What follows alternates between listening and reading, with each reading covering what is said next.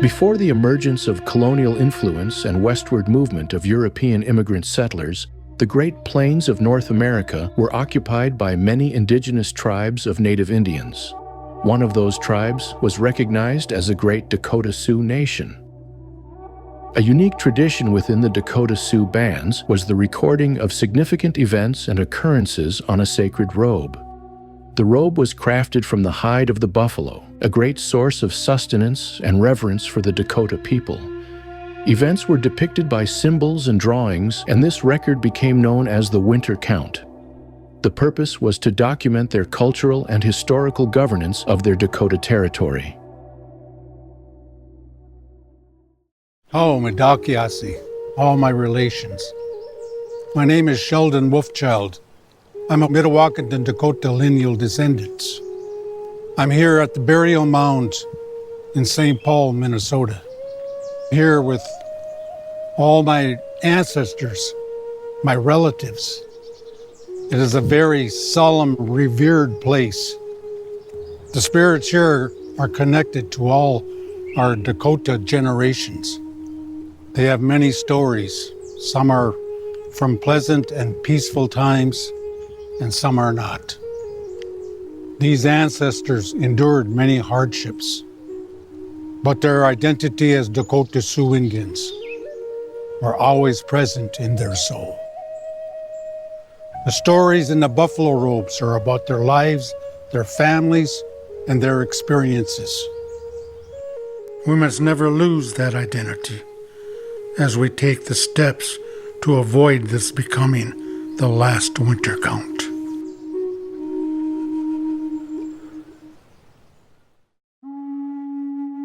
Dakota life in the early 1800s was one of subsistence and simplicity within the natural bounty of the forests and plains. As explorers and traders appeared on the frontier, the Dakota were confronted with the different traditions and European ways of viewing life. By 1825, the United States had established a vision that supported the expansion of lands available for settlement and began negotiating land purchases with the Dakota. The concepts of land ownership and land boundaries were new and not recognized in traditional Native American thinking. Between 1825 and 1858, a series of formal treaties were negotiated between the U.S. and Dakota bands in which thousands of acres of Dakota land would be given up for white settlement. These negotiated settlements were driven by a variety of motivations, some with righteous intentions, and some with visions of greed and land grab. The Dakota would be left with small areas of land reserved for their own survival. One section of land provided for what was termed the half-breed Dakota relatives who had intermarried with white settlers in the Treaty of Prairie de Chien of 1830.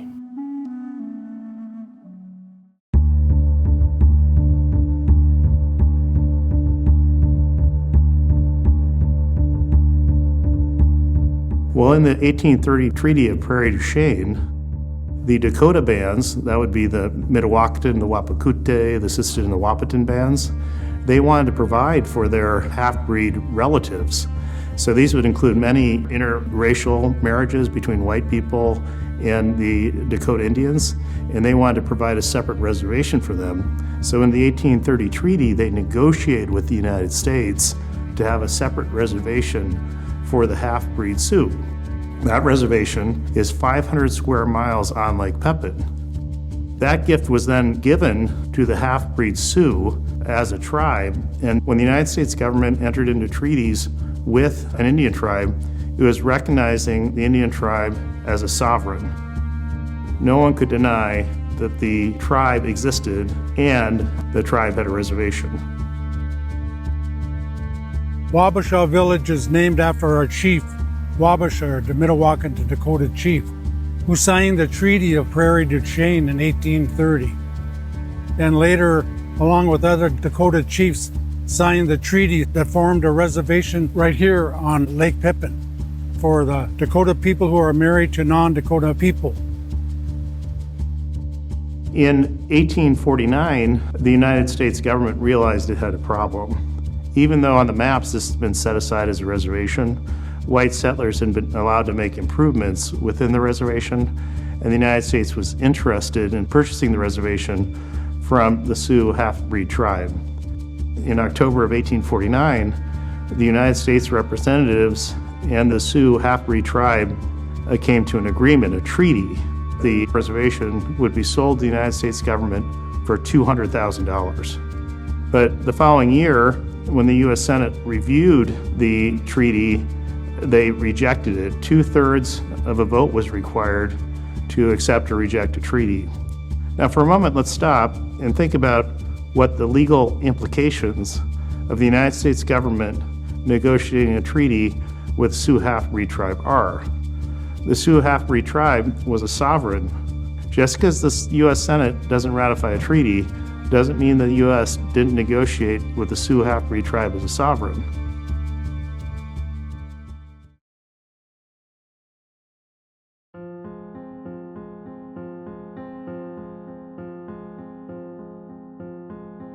By 1851, the 4 bands of the Dakota tribe were struggling to survive and were in a very weak position to negotiate with the U.S. government. As a result, they had few choices but to cede nearly 24 million acres of land in exchange for cash and annuities.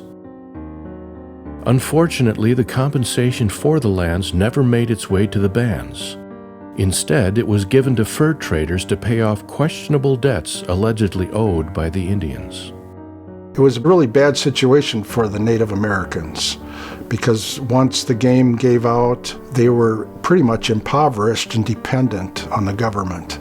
And there was no way for them to pay the traders' debts off than to sell their land chunk by chunk through treaties. In 1849, Alexander Ramsey came to Minnesota as the first territorial governor. The Dakota people still technically owned all of the land west of the Mississippi River in south and central Minnesota.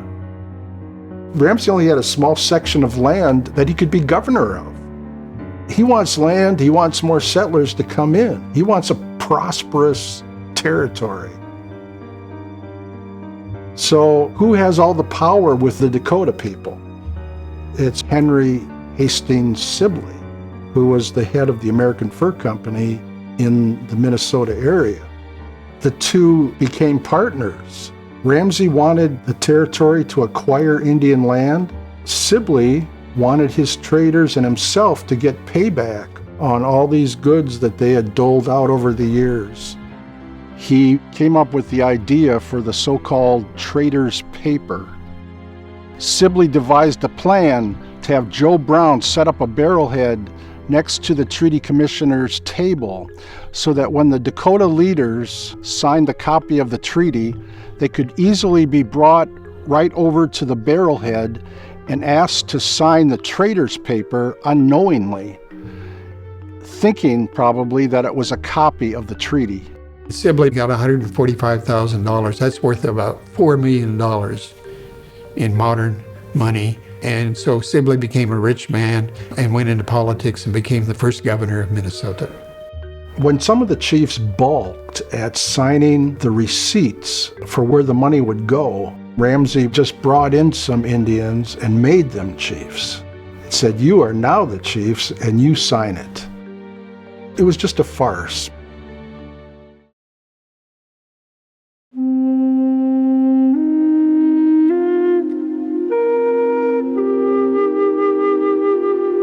On July 17, 1854, legislation was passed authorizing the president to implement a program that assigned land certificates, or scrip, to eligible half-breed Dakota Indians.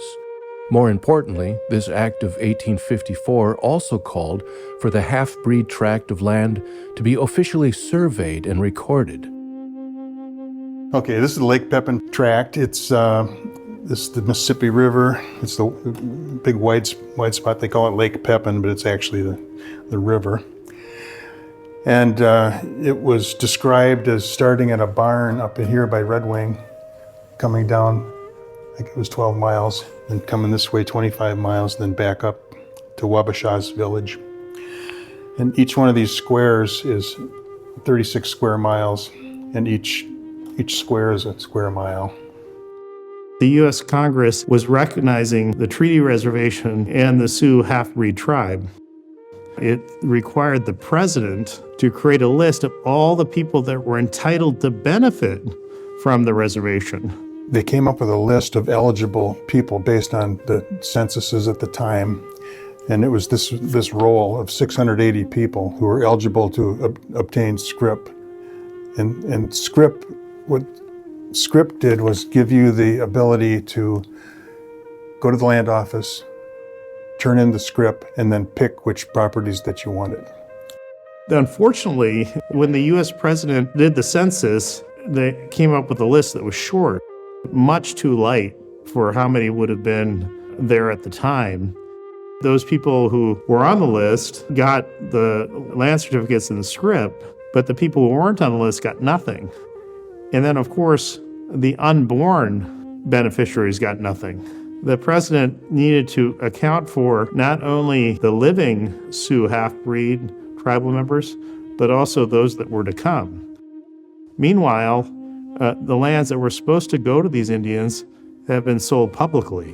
There were unscrupulous traders who took advantage of the Indians who were largely illiterate, and they were able to persuade the Indians for nothing to transfer the scrip over to the white person, who would then use the scrip to obtain lands in the public domain. That's not the worst of it. The real problem is the Department of Interior had a scheme. They wanted to accomplish their objective, and that was not to treat them as a reservation or a tribe. Now, there's a way to do that, and that's for the Department of Interior to go to Congress and terminate the reservation and terminate the tribe. But they didn't have the support in Congress to do that, I think in large part because Congress didn't want to pay for the reservation.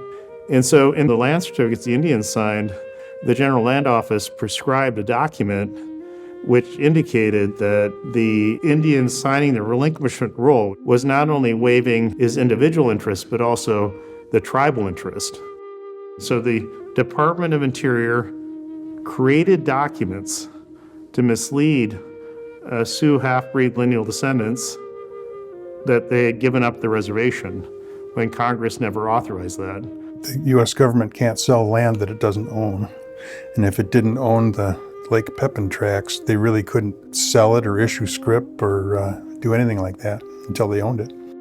That's where they came up with the scheme to exchange scrip for land, to issue scrip, and then the scrip could be exchanged for land. I went to the Goodhue County Courthouse in Red Wing, hoping to look at their tract index. What I was looking for was verification that the land that Dakota people got in exchange for their scrip was really real property that they could own, they could pass it down to their heirs, they could sell it, and that is the case. So those transfers by patent in exchange for the scrip were legitimate. I calculated the number of acres in there and then added up all the acreage of the people that exchanged scrip for land, and the number came out to be 40% Dakota people, 60% white settlers at land auction.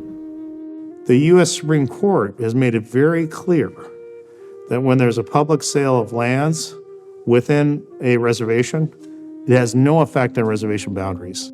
So you have a 500 square mile reservation, the government's illegally putting these out for public sale because they haven't done it properly. So the lands are out there, they're private lands, they can be occupied by farmers and others, but it doesn't affect the reservation boundary. It doesn't affect that a tribe exists and has a reservation.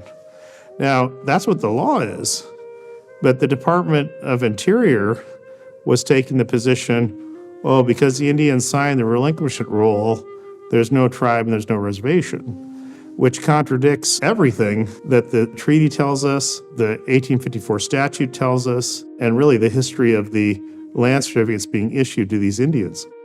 There's a colossal failure of the U.S. Department of Interior to meet its obligations under the 1830 treaty and the 1854 statute.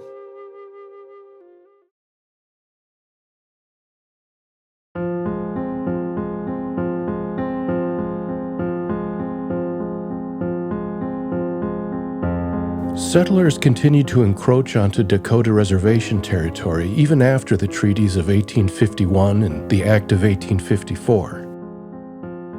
In 1858, a delegation of Dakota chiefs were brought to Washington, D.C. for what they thought would be a chance to speak with the president and rectify the mishandling of their treaty money. The Dakota chiefs were never told why they were going to Washington. They wanted to go to Washington to complain about unfulfilled promises from the treaties, but they weren't told that they were being taken to Washington to make another treaty. When we came here, I thought we could do business, but it appears you are getting papers all around me, so that after a while, I will have nothing left. Eventually, a new treaty was made. They sold the northern half of the reservation, and they left the question of how much they would get paid for their acreage open. It was totally insane. It was a system, that's what they called it, an Indian system. And it ran on money. And that money arose out of treaties made with the tribes after they were removed. So they would remove tribes from particularly choice land. They'd set up an annuity fund in Washington. Then that money could be tapped by all kinds of people who were not native. And so this was a flow of money, and people could make tons of money out of this program because of these annuity funds that got set up as a result of treaties in Washington. Meanwhile, the tribes often suffered, often starved, often didn't have the kind of care they ought to have, because the real point was to make money off it, not to take care of the tribes.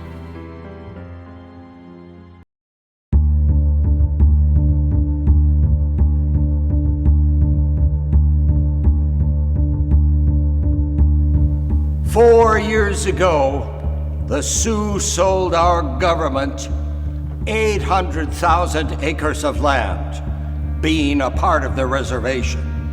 Of the $96,000 due to the Lower Sioux, not 1 cent has been received." This was a terrible time for the Dakota. Children and families were starving. Food and supplies guaranteed by congressional treaty were deliberately withheld in a strategy to provoke the Sioux War. Fraud and deceit were common. Frustration was turning to anger. Anger would soon turn to war. On July 5th, 1862, Congress passed legislation. And that legislation said that any tribe across this country that goes to war against the United States can be removed from their territory and their land to a different place in the country. So now, with this new legislation, what are the representatives of Minnesota going to do? Well, their strategy was very clear. Stop their supplies so they don't have any food to give out to the people and their children. And work with the traders to not give the food out so that they'll starve.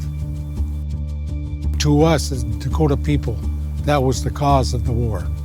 Starvation, the money didn't come in from the signing of our treaties, land that we gave up to this country, and they starved our people. And so 6 weeks later, the war started.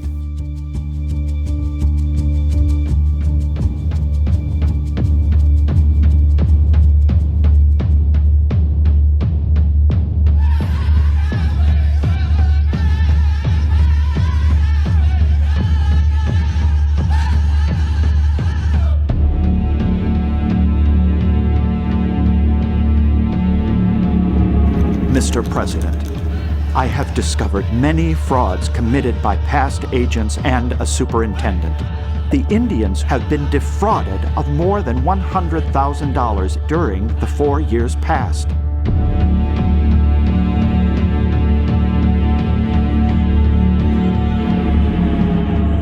The whole system is defective and must be revised, or the just vengeance of heaven be visited upon this nation for its abuses and cruelty to the Indian.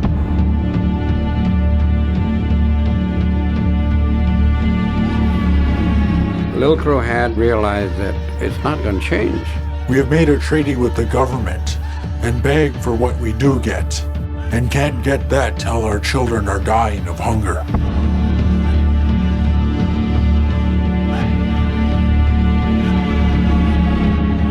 When he looked at everything that had been done up to that point, he had to make a decision.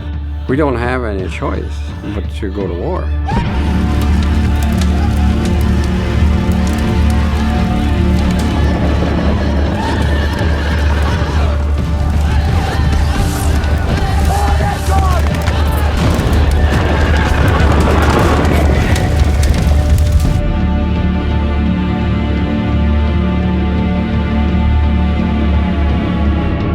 You have murdered many of our people without any sufficient cause. The Sioux Indians of Minnesota must be exterminated or driven forever beyond the borders of the state.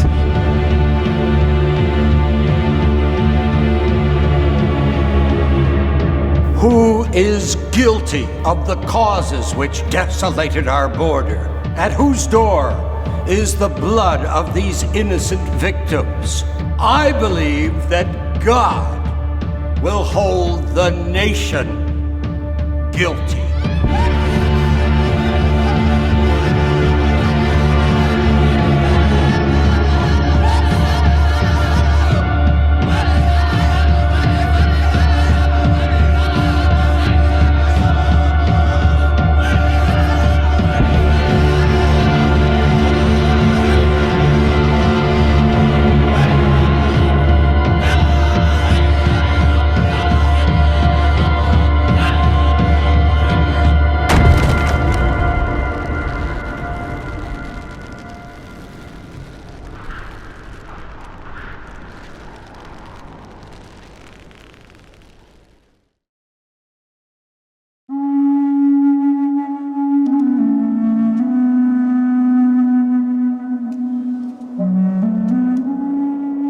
The U.S. Dakota War lasted about 6 weeks in southwestern Minnesota.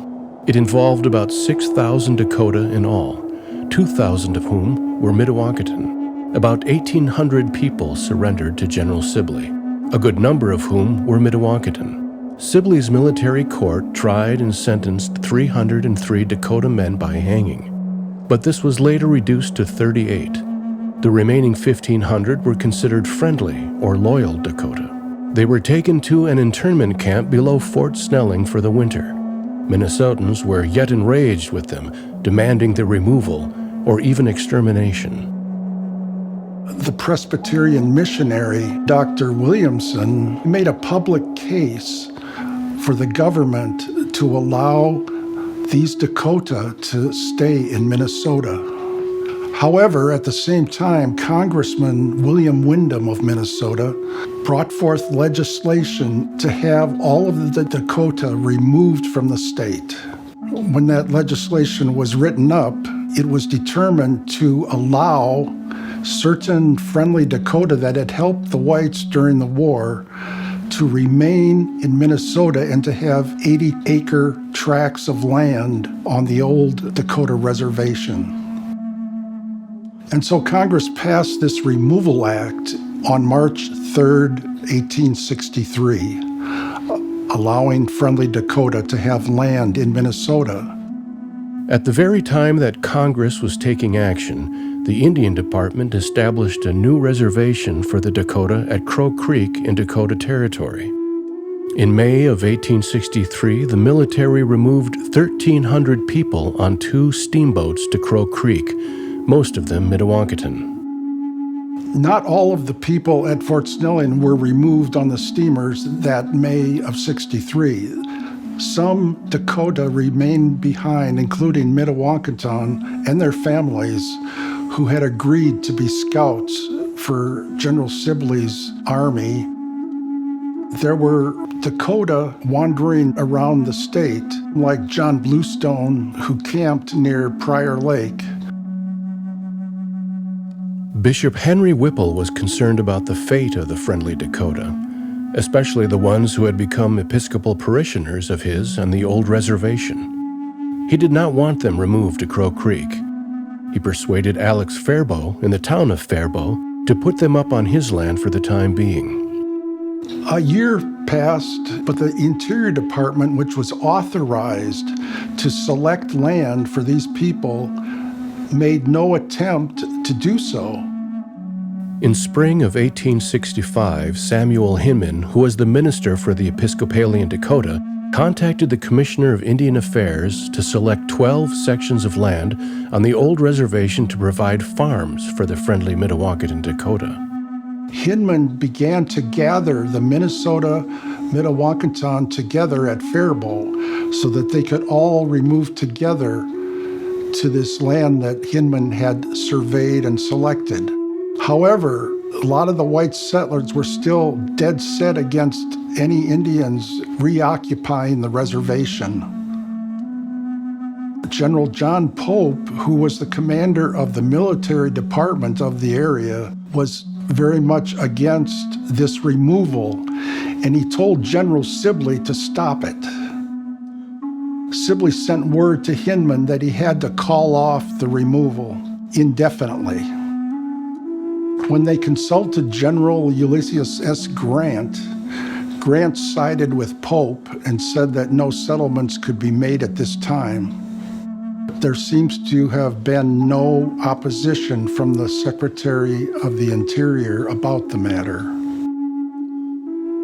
Due to Grant's order, the Faribault Dakota and the other Mdewakanton that were scattered around Prairie Lake and islands on the Mississippi were left in a kind of limbo. Meanwhile, in the spring of 1866, the Indian Department established a new reservation for the Santee Dakota on the Niobrara River in northeastern Nebraska. The Mdewakanton at Crow Creek were moved there, becoming officially known as the Santees. At that time, Samuel Hinman gave up on the idea of the friendly Dakota ever returning to the reservation in Minnesota. He decided to support the idea of moving the Faribault group to the new reservation. However, Taopi in particular complained to Sibley if he went back among the Dakota in the West, the hostile Dakota that were still at war with the United States would undoubtedly kill him and his family. So he petitioned for land again in Minnesota. Bishop Henry Whipple got involved. He went to Washington and pleaded Taopi's case and the case of the friendly Mdewakanton in Minnesota. But nothing was done.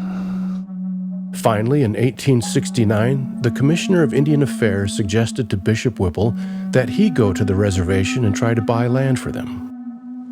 Whipple went to the reservation, but what he found out was horrible. All of the land, for the most part, had been sold to speculators. He had more or less given up on Congress ever getting their act fulfilled. Whipple became sick in late 1869 and went to Europe for 9 months. And without him, there was no one with prominence to speak for the Minnesota Mdewakanton. No one rose up to make endeavors to hold the government accountable for the Act of 1863. By the time Whipple returned to Minnesota, the matter of the friendly Mdewakanton returning to Minnesota was dropped.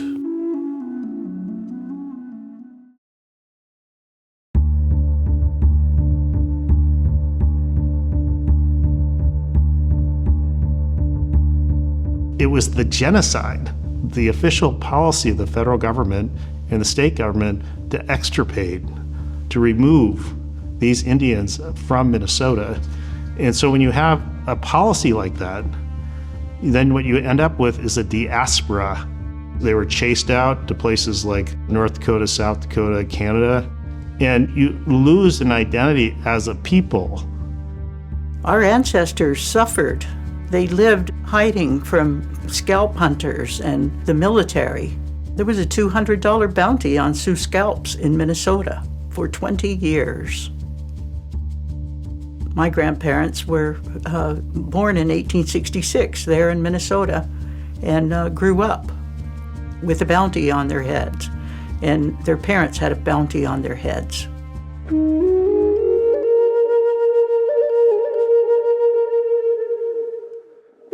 Among the several hundred Mdewakanton who remained in Minnesota after the war was John Bluestone, or Stone That Paints Itself Blue.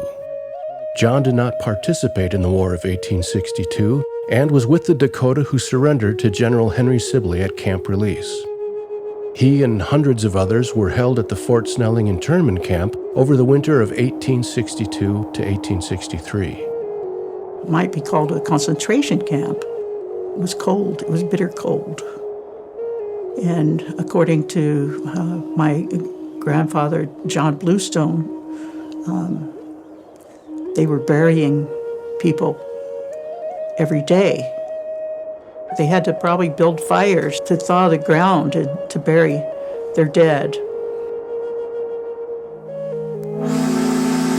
In May of 1863, the government began boarding these people on steamboats for Crow Creek in Dakota Territory, the new Mdewakanton Reservation. According to family tradition, Bluestone balked at boarding the steamer and pulled a knife on General Sibley, saying that he would not leave. Evidently, Sibley told him to go his own way. Bluestone headed toward the Lake of the Blue Banks. This lake was known to non-Indians as Long Lake and later Prairie Lake of Scott County. John occupied a deserted cabin on the north side of the lake, from which he hunted and fished. He may have hired himself out to do farm labor. He also sold berries, furs, and fish to local establishments. John saved up money to buy farmland north of Prairie Lake. Bluestone's eyes were set upon a tract of land in Scott County, designated as Section 34, Township 115. The land was owned by Shakopee land speculators Charles Harkins and John and Sarah Wakefield. The Wakefields were well known to the Minnesota Dakota. John Wakefield had been the government physician at the upper agency of the Dakota Reservation when the war broke out. His wife Sarah was taken captive during the war and later recounted her experiences in a book published in 1863 called 6 Weeks in the Sioux Teepees. She became famous for her anger toward General Sibley for allowing her rescuer Chaska to go to the gallows in December of 1862. Sarah became aware of Bluestone's interest in their land and took part in arranging the land deal with him. Her signature appears on Bluestone's land indenture paper, which assigned him legal ownership of 96 acres of land for $500. My grandfather thought that this land was important for his descendants. That land remained with the Bluestone family up until 2006.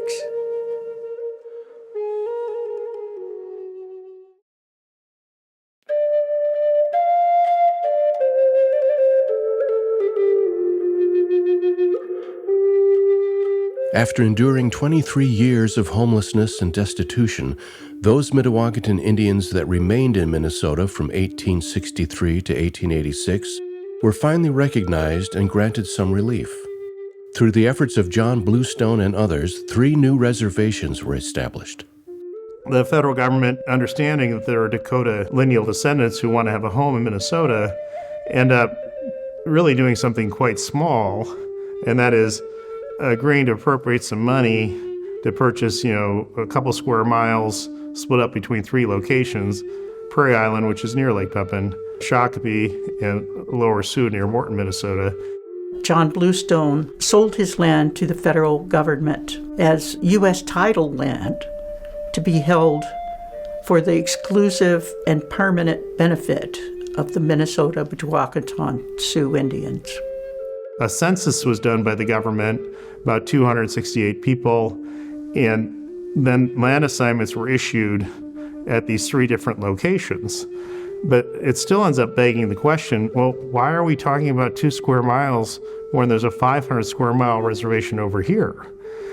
But be as may, the Dakota in these 3 communities continue their family relationships and they get along well. But then in 1934, the federal government enacted the Indian Reorganization Act. It has to determine, okay, who are these people? Are we going to list them as a tribe, or are they not a tribe?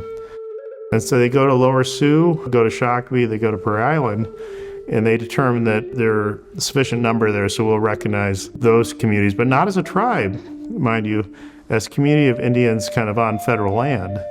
And it was really quite disrespectful, but it shows that they were still concealing the fraud because the Sioux half-breed tribe and its reservation still existed.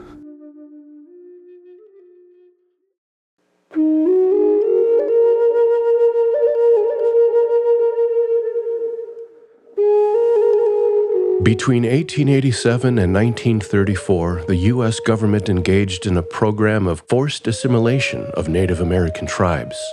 This United States policy of forced assimilation was rooted in a belief that Native Americans needed to be civilized. As part of the government's program to civilize the natives, the concept of communal land ownership was attacked and repudiated. To replace this fundamental social structure, the government passed the General Allotment Act of 1887, also known as the Dawes Act. Tribally held reservation lands were divided into individual plots and allotted to families and individuals. The intent was to promote the idea of private property ownership and dismiss the traditional culture of communal land. The Dawes Act was eventually repealed in 1934, but the damage had been done. Dakota culture was slowly eroding. Language, religion, and traditions would be attacked and denigrated in an educational system imposed upon the children of Dakota families. In the 1890s, Native American children were forced to leave their families and attend Indian boarding schools. The compulsory attendance law of 1891 required Dakota children to be uprooted and experience the trauma of being swept away from their home. You almost didn't want to be an Indian. As soon as you got to school, you were a savage, a little Indian getting beat and hit and standing in the hall, getting her hands hit and on this side and in the back. But you didn't even want to be an Indian. You thought it was something bad or something wrong with you. Pipestone, Minnesota. School of Hanawa Yudabdegama. Tohan Dakota War Hadake Wachinka. Hetched Ushkampiga Chan. Hetched he Takin Dakota Hanai Wohadaka Pshnich. He on ruler king.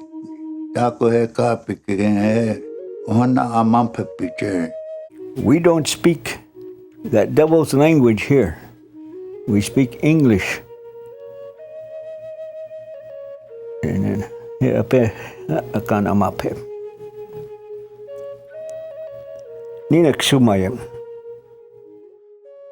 This was a very sad period for Dakota families. It marked another example of the continual series of deprivations executed upon Native Americans and Dakota people in particular.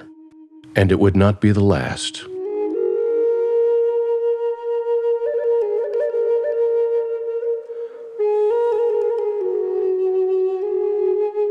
Upon the passing of the Indian Reorganization Act of 1934, the relationship between Native American tribes and the United States government was established as a government-to-government relationship between two sovereigns.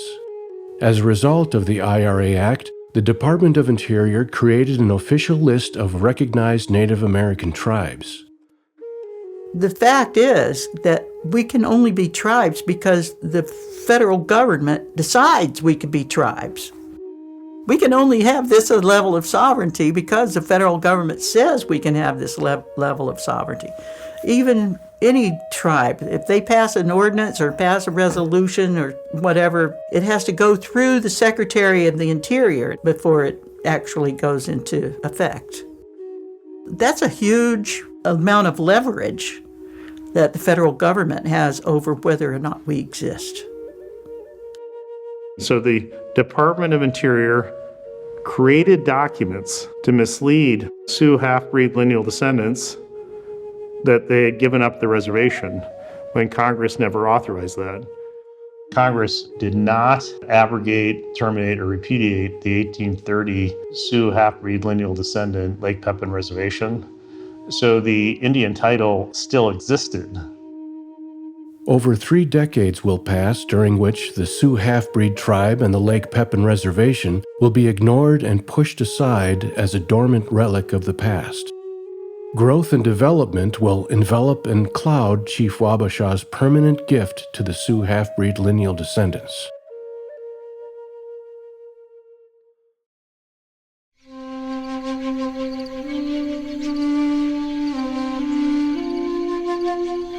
Recognized tribes were obligated to create a constitution and conduct an election to approve the constitution and assemble a government.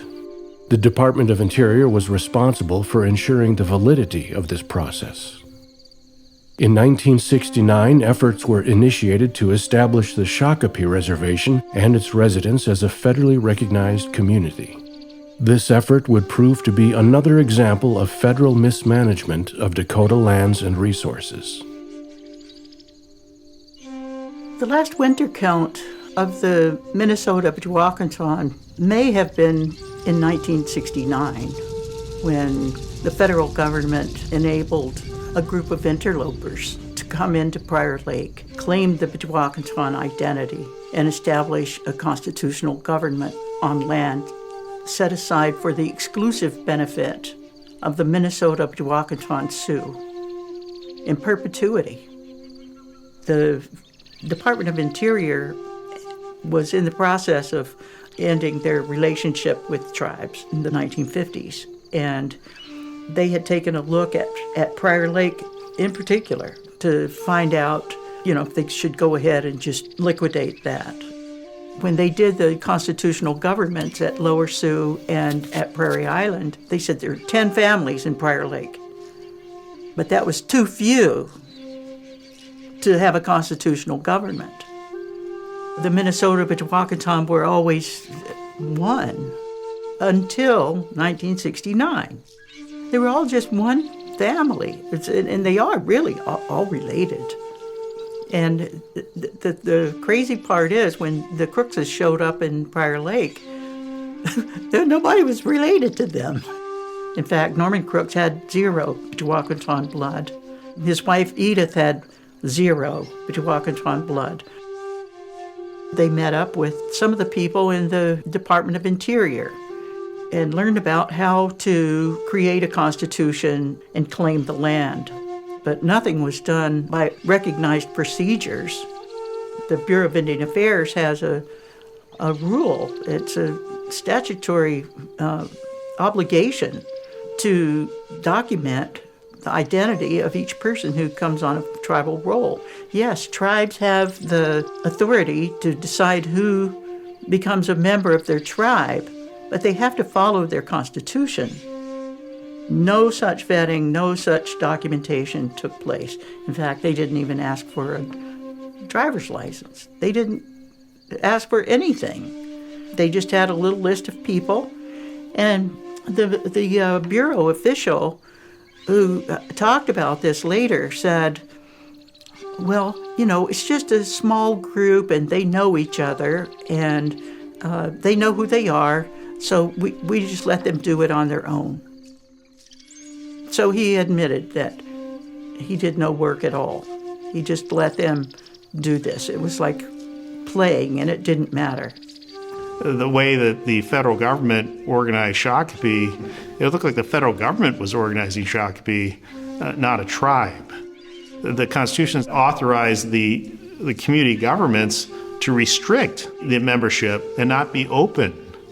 Not be open to people joining your tribe? What's that all about? They're lineal descendants. They should be welcomed into your tribe. I think that they like the power. And Norman, of course, they make him seem far more important to the Mdewakanton than, because he's not even Mdewakanton. They were very mean people. He was always so rude to my grandmother and to my mother. And I know when it would snow, they'd bring the plows through there, and they would always make sure that the snow was piled high in front of my grandmother's driveway, so she couldn't get in. Well, my grandmother passed away, and then they started pushing it up to my mom's driveway. And they'd come in and they'd push it up to the driveway so that they couldn't get out unless they dug themselves out. Mom was on the enrollment committee, and she was taking some flyers out, delivering flyers to the community members. And she took one to the Bigley's house, and they came out with the guns and they were shooting at her feet and told her to dance. She was pretty upset, but she got out of there, bless her heart. And I was scared to death. And then you wonder why I don't go to the meetings. I don't know what's going to happen or what will happen, and I'd soon stay at home than to go at these meetings. They're mighty rough. The Crookses did this, but they could have done nothing without compliance, the federal government's compliance. The federal agents made it all possible. And I think in the end, they didn't want this thing straightened out because they knew that what they had committed was a major crime against American Indians.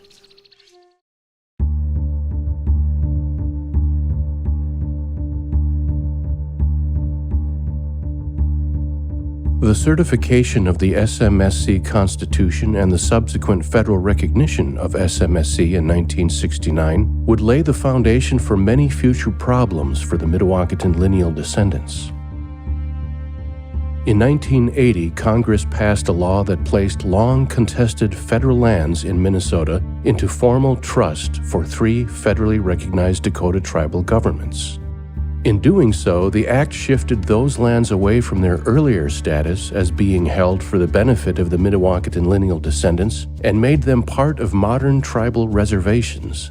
This change redefined control, governance, and benefits of the land, leaving many non-enrolled descendants without the rights they once believed the federal government had promised. Prior to the 1980 Act, it was understood that the United States had a trust responsibility to ensure that only 1886 lineal descendants received land assignments at Shakopee, Prairie, and Lower Sioux. But the 1980 Act terminated the trust relationship between the lineal descendants and the United States, so there's no guarantee anymore that 1886 lands are being occupied by 1886 lineal descendants. Shakopee already abandoned some of the ideas of lineal descendancy to the 1886 census, and the 1980 Act, as interpreted by the Federal Circuit, allowed it to even have more freedom to exclude 1886 lineal descendants and include others. It's about 6,500 lineal descendants that can prove who they are being denied membership in these 3 communities by greed. In order to be an enrolled member, you have to trace your ancestry. But the tribal councils put a block on everything in the early 80s to keep people out, and they're using a gaming ordinance in place of the tribal constitution. Therefore, you have no chance to enroll in any one of the 3 communities. It's a pretty sad situation here. I know quite a few people that are elders, and they're all gone now. Back in 1886, when it was generated, it was referred to as the Minnesota Mdewakanton Sioux tribe. It was a collective tribe. It wasn't separated by location. It was all the Mdewakanton that lived in the state of Minnesota. Years ago, back in the early 90s, the Shakopee Mdewakanton community enrolled a number of people who did not meet qualifications per their constitution. And Louise Bluestone Smith at that time approached the tribal chairman and asked, why are you enrolling all these unqualified people? And from what I understand, he remarked back to her, there are no Mdewakantons around. The Mdewakantons are all gone. The tribal chairman of Shakopee, we go out there to talk to him and they hide from us. He knows our qualifications and he knows our background. So he knows that we have everything that we need, and yet they hide from us when we try to go out there to show them what we have. And they completely ignored us. We called them, they wouldn't answer the phone. We wrote to them, they wouldn't. And if they seen us coming, they'd hide from us. So there was no way we could contact anybody, the enrollment committee or anybody to help us. We look like we didn't go any place since 1862. Now, instead of the cavalry in the U.S. government, it's our own relations. Our own relations have become the cavalry. They're speaking for the government.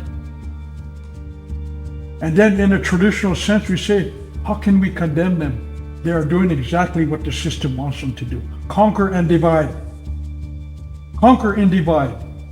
Back in the early 90s, when we presented our enrollment information, they said, well, if you disagree with our decision, you can go into tribal court. They were able to keep us in tribal court for in excess of 6 years. That kept us just in and out of tribal court. And there are many people out there, many people that are in the same category as we. And of course, the courts, you hear them when we were in court. They think it's all about money. Oh, it's just money, it's like somebody's got sour grapes, or, we're jealous or something. My grandmother, Louise, said, keep the money, just don't call yourselves Mdewakanton, because you aren't. In 1999, Congressman Gil Gutnick of Minnesota's 1st Congressional District responded to constituent concerns over enrollment practices at the Shakopee Mdewakanton Sioux community. In follow-up letters, Congressman Gutnick directly addressed the issue with the Department of Interior. I am writing today to request your prompt investigation of the current enrollment practices of the Shakopee Mdewakanton Sioux community in Minnesota. I believe that once the facts are examined, you will see what has become apparent to many of us, that the current tribal leadership has used questionable and perhaps illegal enrollment practices to maintain control over a community. There is also evidence that they have intimidated those that have legitimate heritage. Congressman Gil Gutnick recognized a troubling situation that continued at the Shakopee Mdewakanton Sioux community. The Department of Interior and the Bureau of Indian Affairs had neglected their fiduciary responsibilities. The reservation lands at Shakopee were always restricted to certified lineal descendants of the 1886 census of the Minnesota Mdewakanton Indians. This chapter of our history exposes another period in our history in which the Dakota lineal descendants have been deprived of their identity at the hands of the DOI and the BIA. This will not be the last chapter. The battle will continue.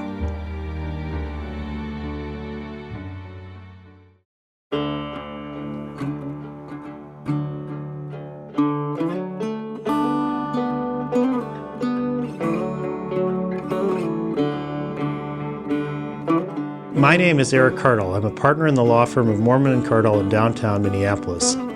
I'm an attorney who got involved with the Minnesota Mdewakanton Indians because there were concerned individuals who saw the tragedy of the federal policies regarding the Minnesota Mdewakanton. Particularly 5 individuals stepped forward: Morris Pendleton, Sheldon Peters Wolfchild, Ernie Peters Longwalker, Dr. Barbara Butz, and Scott Adolfson. They came to me and asked if I could help.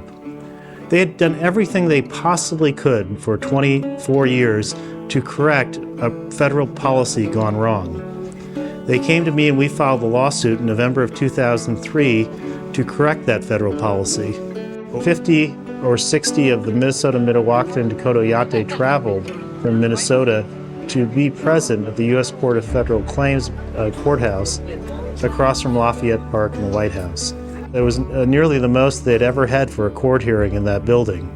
When the decision came down, we were all delighted because the judge had determined that what the elders knew was right all along, that this land was purchased for the Minnesota Mdewakanton for them and their descendants forever. The judge said, we exist.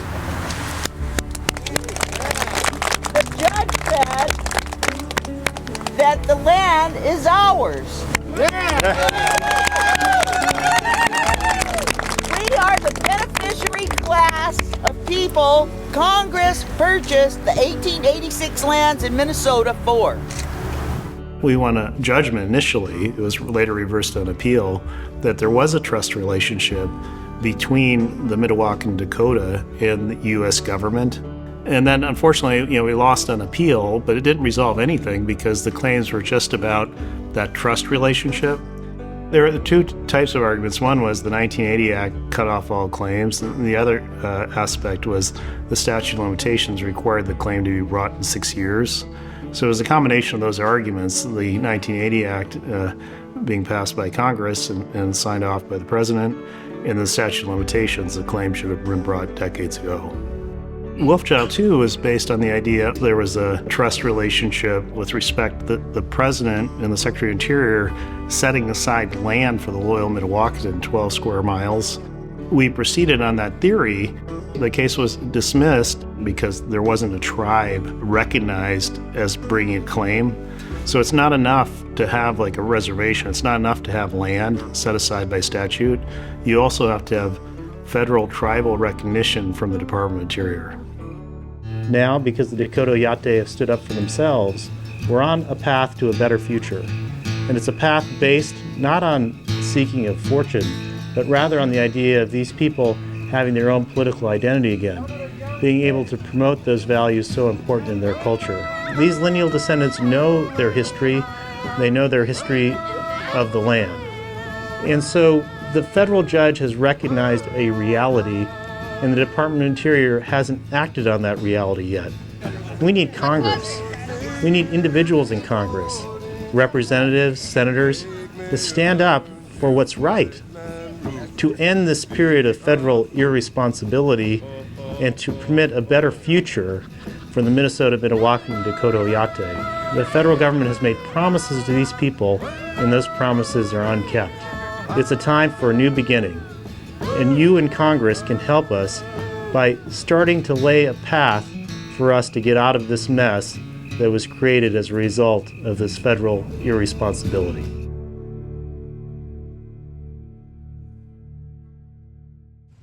Good morning. My name is Tom Smith. I'm a Mdewakanton Dakota lineal descendant.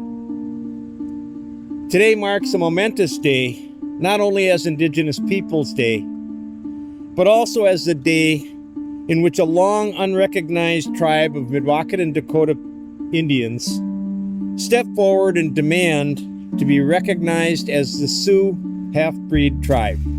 My name is Derek Cardall, and I represent the Dakota lineal descendants in a lawsuit we're filing today in the U.S. Court of Federal Claims.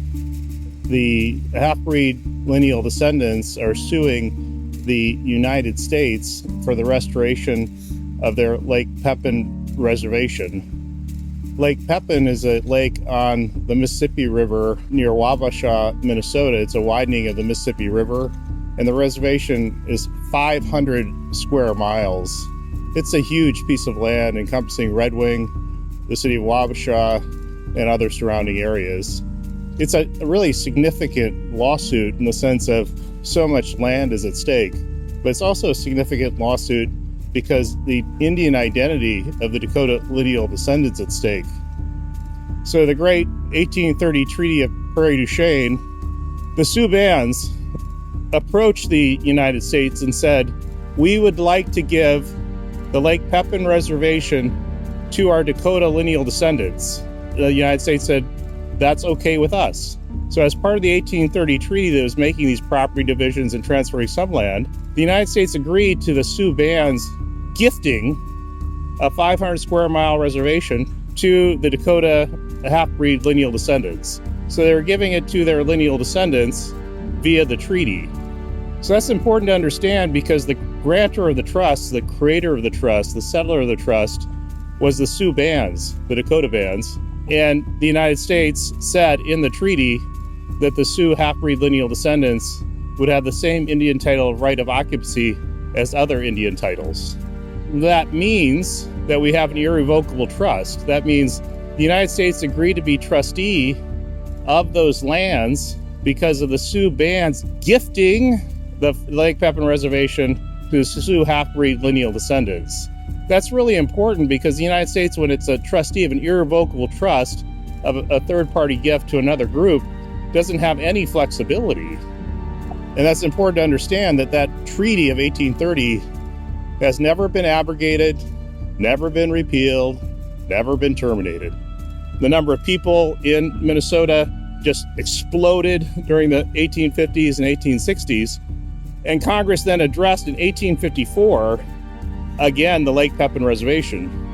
But in the 1854 Act, the Congress codified the Lake Pepin Reservation. In other words, they put the reservation into law and required that there be a census of the lineal descendants and required that the lands be surveyed so that they're parcels.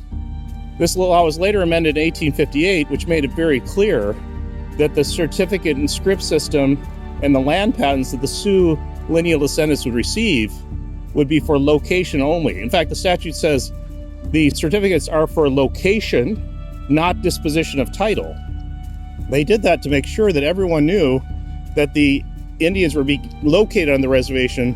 They weren't receiving fee title that could be transferred. So you add up the 1830 treaty, the 1854 law, the 1858 law, and what you have is the Lake Pepin Reservation. In fact, the certificates issued for the Lake Pepin Reservation to the Indians at the top said the Sioux Half-Breed Reserve at Lake Pepin. The United States, when it has federal land, the sovereign cannot annul its prior land grants. The sovereign cannot issue land patents when the sovereign doesn't own any land.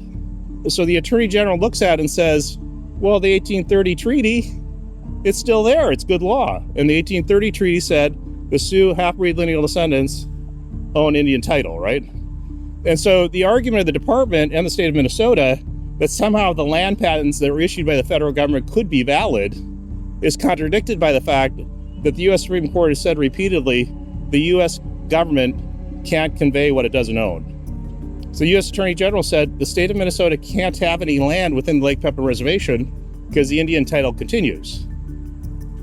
The government came up with a scheme to do a census in 1886 and had $40,000 to purchase lands at Lower Sioux, Shakopee, and Prairie Island, about 3 square miles of land, getting very small parcels, and they were told, you should be happy about this. And they should have been directed to 500 square miles. So that's how you went from 500 square miles to less than 1%. Now, we understand Lower Sioux, Shakopee, and Prairie Island, the communities have developed their own history, but this is completely separate. The Sioux lineal descendants here are making claim to Lake Pepin Reservation, 500 square miles along the Mississippi River, and the Prairie Island community, the Shakopee community, and the Lower Sioux community are outside that 500 square miles. So this is really about, and I'm glad we're here on Indigenous Peoples Day, it's about correcting an historical injustice. Governor Ramsey, Governor Sibley, the people in local general land office were involved in a huge process of manipulation, deception, unlawful activity, fraud to ensure the reservation was dispossessed. So we don't think this is going to take very long because we think the Department of Interior is going to see how strong the claim is. And so we're hoping after class certification, the case will settle and we'll get on to the people of Minnesota coexisting with the Dakota lineal descendants in an honest way. Because up to this point, the state of Minnesota has dealt with the Dakota lineal descendants in a dishonest way, as the United States has. And so how do you correct historical injustices? How do you correct current injustices? You do your investigation like we have. You come out here, you state your position, you tell the government what you think of their work, and then the court decides. And we have many lineal descendants in these areas. We were estimating at least 30,000 lineal descendants will make claims. And a lot of these lineal descendants are poor, and they've been unlawfully disenfranchised. And so when poor people, poor Indians have a trust, they get screwed. But when rich, wealthy people have trusts, they have their trusts honored. So this is about flipping things over. And if people in Minnesota would just take the perspective of the Dakota lineal descendants, I think this will go much better. When we look back, we see where our history has brought us. Many winters have passed. The Mdewakanton Dakota people have persevered. You've seen the challenges we've endured. The question remains, can we continue to move forward? Can we preserve our identity as Mdewakanton Dakota Indians? Is the last winter count our destiny? We cannot lie down and accept that fate. There must never be a last winter count.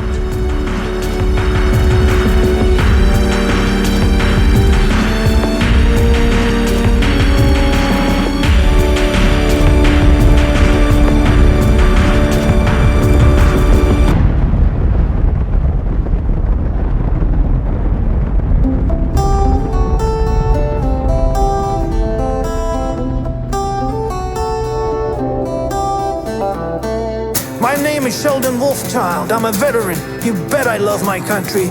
Same as we've loved her all these thousands and thousands of years. My tribe are the Mdewakanton Sioux, the ones known as the loyal Dakotas, the ones Congress singled out for our loyalty. Oh, all my relations. Yes, we keep our half-breed children. No, we don't throw them away. We honor all our relatives, the treaty and the earth, the Great Spirit, and we pray this is not the last winter count. Not the last winter count. Way back in 1830, we all made a treaty. Together, Congress and the Mdewakanton Sioux. We gave up all the land west of the Mississippi, but set aside for our half-breed people the reservation lands at Lake Pepin. Lake Pepin for the half-breed tribe. Yes, we keep our half-breed children. No, we don't throw them away. We honor them. Yes, we keep our half-breed children. No, we don't throw them away. We honor them. We are the lineal descendants of the people on Congress's list, deceived and defrauded by swindlers and pretended that we don't exist. We are the loyal Mdewakanton Sioux, thousands abandoned to time, tricked and evicted to poverty brutally, gullibly, patiently, nice and obligingly, trustful, respectful, denied our identity, screwed and defrauded while standing in mind. Thieves who did it got rich. Lift up the truth in Minnesota. Yes, we keep our half-breed children. No, we don't throw them away. We honor them. Yes, we keep our half-breed children. No, we don't throw them away. We honor them. Slander of title is an illegal act by crooks. That's what they did. Fraudulent concealment of the actual facts from the books. That's what they did. A swindle by middlemen, entrepreneurs. They swindled on both sides, just like you've heard. The government sold, but it didn't possess. The white people bought it, the title's a mess. And 2 future governors get elected and rich. The lineal descendants left in the ditch. And all my relations scattered and poor, lost in the shuffle, abandoned. Yes, we keep our half-breed children. No, we don't throw them away. We honor them. Yes, we keep our half-breed children. No, we don't throw them away. We honor them. Yes, we are the Mdewakanton Sioux, the ones known as the loyal Dakotas, the ones Congress singled out for our loyalty. Oh, all my relations. We honor all our relatives, the treaty and the earth, the Great Spirit, and we pray, this is not the last winter count. Not the last winter count. Oh, Mitakuya, all my relations.